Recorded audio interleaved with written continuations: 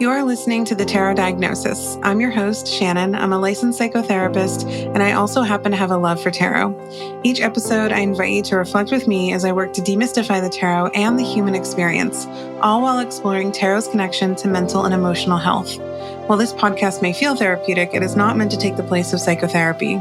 So grab your cards and join me as I work to create a pathway to better understand ourselves and those around us.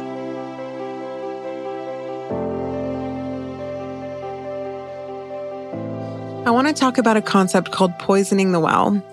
This fallacy happens when someone is made to think negatively about a person or an idea before hearing what they have to say.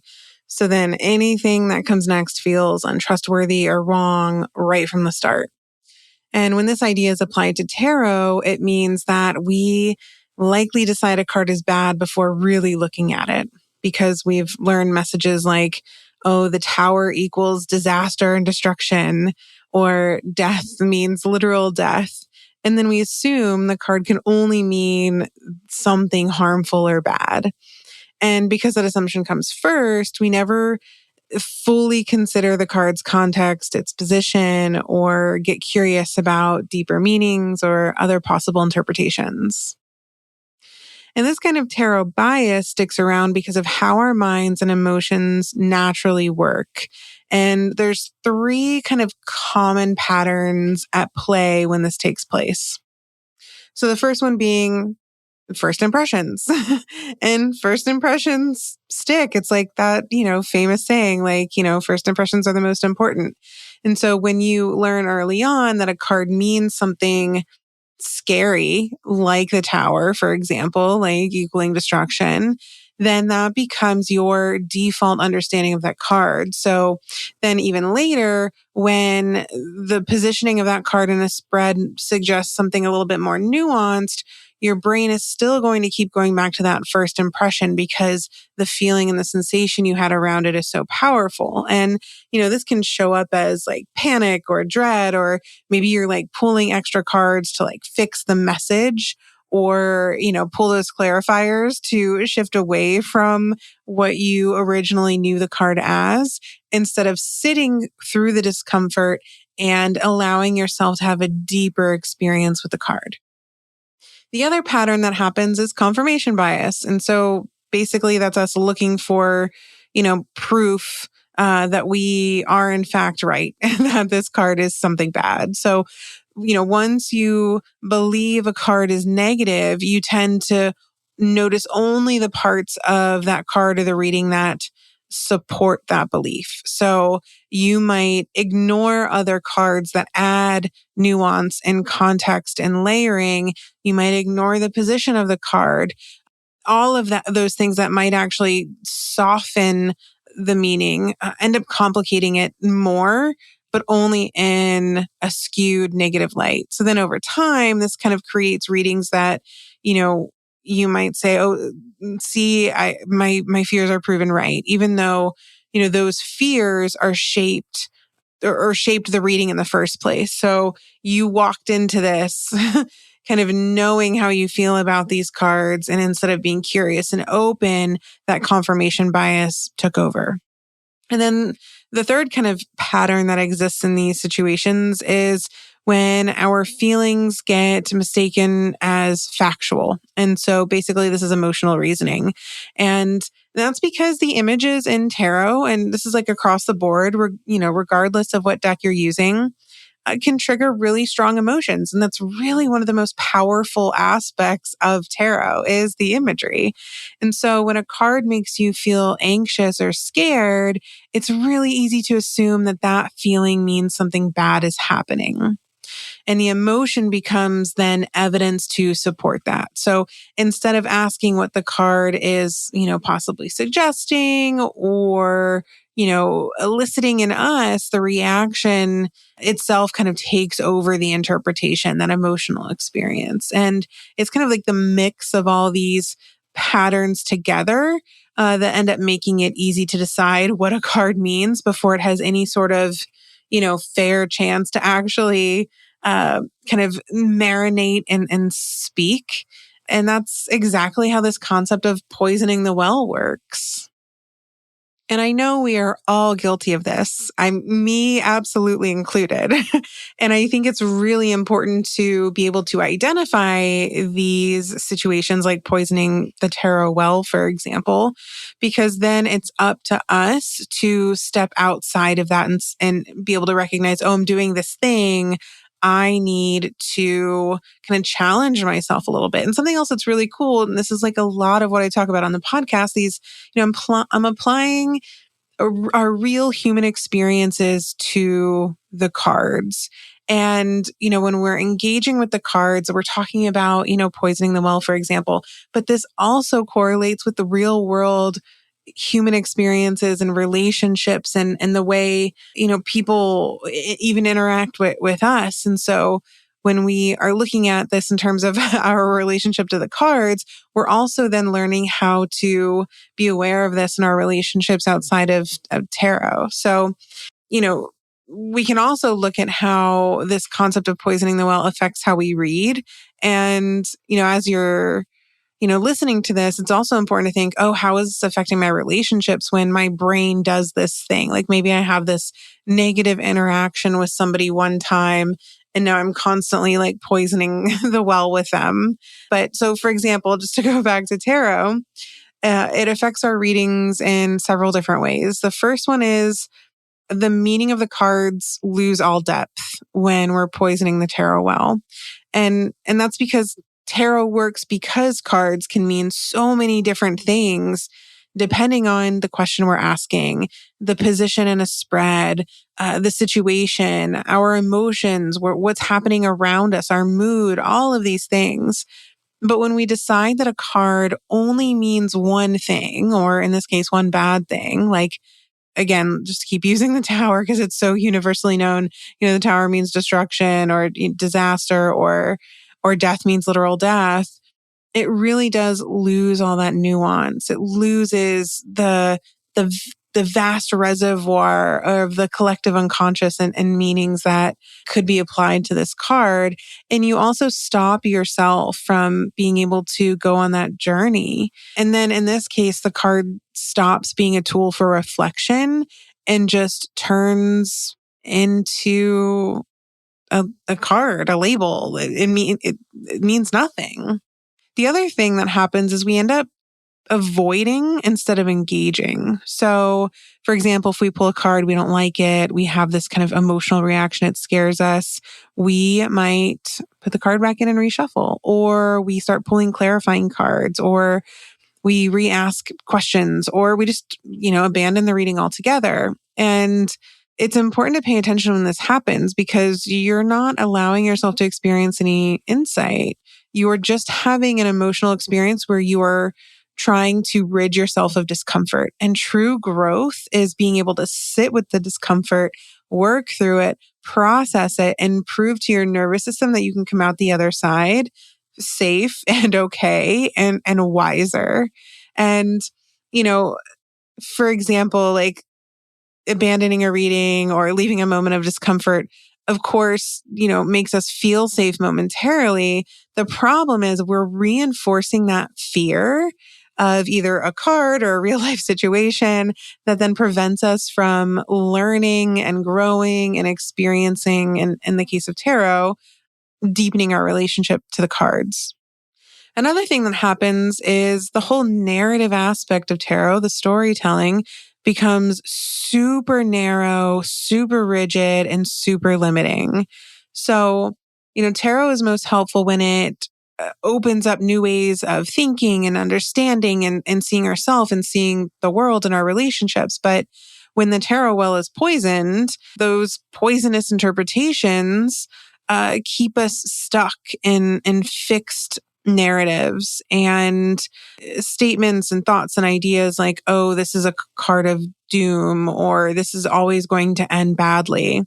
And, once those stories are rooted and we aren't flexible and we don't try to get curious about them, they can take over our whole system and experience with the cards. And then it becomes really difficult to imagine other outcomes or choices. And this is interesting. Like my sister has experienced stuff like this. My sister does not read tarot. My sister's very religious, and it's so funny. Like sometimes I really try, I try to always like let her or have her let me do a year ahead reading for her. And, a couple years ago, I did the year ahead spread for her and I can't remember what position it was in, but I pulled the devil and her being the like deeply religious person she was, was so distraught by that. And honestly, like I feel bad. Like kind of tarot traumatized her and she never wanted another reading. And, even though I gave my whole spiel about what the, cards mean and the devil isn't like actually the devil, she had these preconceived idea is this kind of rigid narrative, and she thankfully has worked through that because I was able to do a year ahead reading for her at the beginning of 2026, and it was a much better experience for her. But I did a whole kind of informed consent type spiel at the very beginning.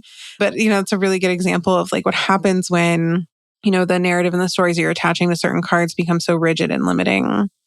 And the other thing that I see happen in these cases, or, one of the effects when you're poisoning the tarot well is your growth just stops. You can't grow. And so, many of the most feared cards end up pointing to things that we actually need to work through in order to grow. Things like, speaking of the devil card, like, attachments, maladaptive coping, grief, endings, boundaries we need to set, power struggles, truths about ourselves that we're not willing to face.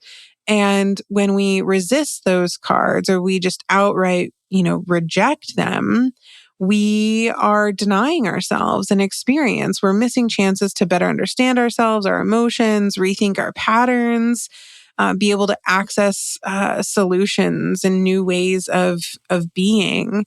And it's in those moments of resistance that we think that we're protecting ourselves when really we're actually harming ourselves.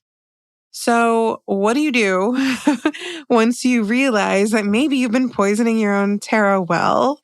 I think that it's important to allow yourself to kind of reframe and rethink difficult cards. And, one of the most important takeaways here is that the cards that we struggle with the most are often the ones that have the most to offer us. And so when we stop treating them as threats and we start seeing them as, symbols and possibilities and, a mirror into our own psyche, suddenly that fear can start to dissipate and we start to see this as opportunities for growth instead of something to protect ourselves from. So some of the like most common cards that I could think of that, people tend to poison are, I've talked about the tower relentlessly at this point. So these are some ways that we could reframe it. So for the tower might show up when something is, already unstable or, needs to be shaken up. One of my favorite ways to look at the tower is thinking about, what sort of outdated or archaic structures, systemically, for example, maybe not even literally, need to be torn down. What aspects of our own world need to be tossed out. And then, of course, the devil. This isn't, about evil. It's about attachment and shame, maladaptive coping, any sort of power imbalances that keep us stuck. And, death, of course, doesn't mean literal death. Usually it's about change, transitions, endings, letting go of something, anything that's kind of run its course. And another one is the Three of Swords. This one really, I feel like, gets poisoned because people think that it's, pain and betrayal. And I think that we forget that it's a sword suit. And so this really could be about how our negative thinking or our poisoned tarot well negatively impacts our well-being and does cause us pain and maybe we're betraying ourselves. So, when we're reading, and these are just very like brief examples, we could spend a lot of time going deeper, but that's for another time. When we're reading tarot this way, it becomes, of course, less on the predictive side because that's not what I do with tarot. But it allows us to step into ourselves in a way that maybe we otherwise wouldn't have been able to step into. So I think, it's really important to look at, okay, what sort of attachment and narratives have I assigned to cards that might actually not benefit me anymore? So other ways that you can kind of unpoison your tarot card interpretations and readings is noticing what's happening to you. Like, are you starting to shut down during certain cards? Are you wanting to quickly pull clarifiers, not because you're having a hard time understanding the reading, but because you're trying to avoid certain cards?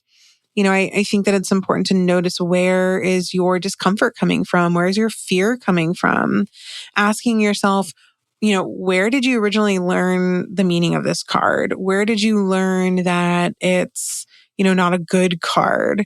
Was it a past reading? Was it a certain book? Was it, social media? Is it attached to a religious or cultural belief? Sometimes when we name that, it actually kind of decreases the hold that it has on us. And it's important to remember that we're also like regaining our autonomy, because just because someone else said a card meant something doesn't mean that that's what the card means. And I think that's the most powerful aspect of tarot, is it is so projective and so subjective. And, there are plenty of people who don't agree with the way that I interpret or read cards, and that's totally okay. Like, I hope they don't. I hope that their practice and their interpretation of the cards is, unique to them. Another way to, unpoison your relationship to some cards is, again, really looking at the somatic experience you're having and working through that, knowing that feeling anxious or uncomfortable doesn't mean that the card is predicting something bad. Your reaction is data. That's information for you to say, oh, like, what is this stirring in me? This isn't telling me something bad's going to happen, but it's, causing a reaction. What is it that I'm afraid of? There's some good, there's some good work that can be done there.